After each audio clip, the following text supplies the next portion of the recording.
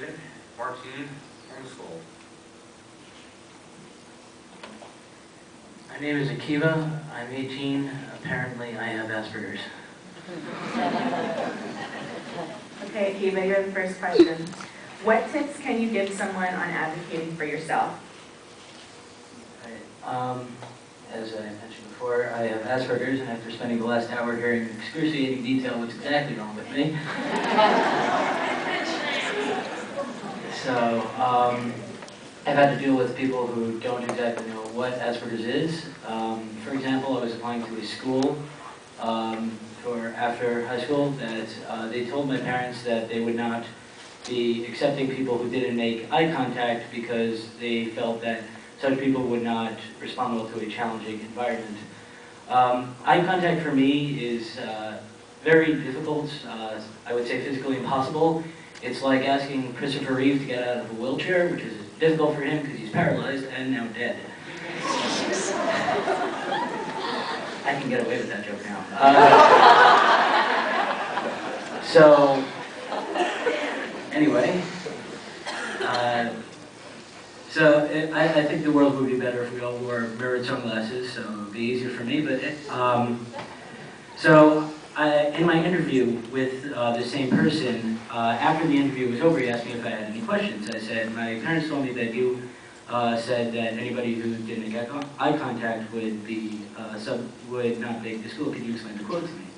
So he said that people who don't make eye contact would not ask challenging questions, would be too shy to ask questions in class.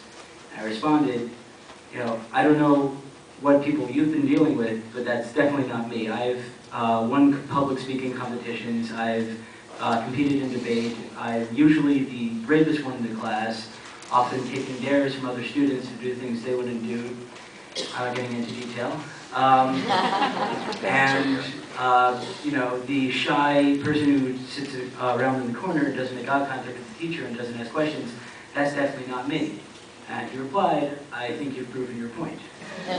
So, basically when advocating for yourself, don't focus on the fact that you have Asperger's, don't focus on the fact that you have PDD, and really it's not anything that's wrong with you. But, for example, like one of the symptoms is apparently a willingness to research. Last I checked, that was called work ethic.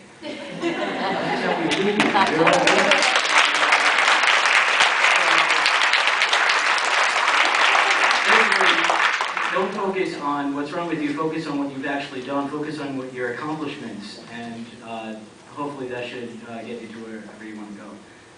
Good job, Akiva.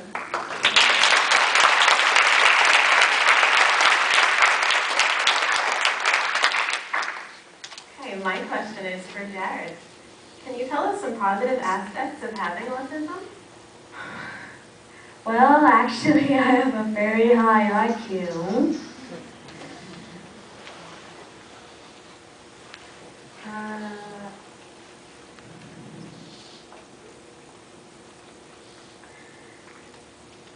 I know a lot about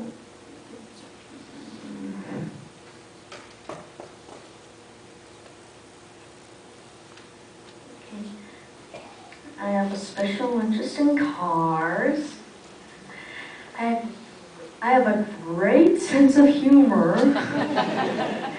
An example is I was coming home from school. I opened the door and I said out loud to my mom, "Honey, I'm home."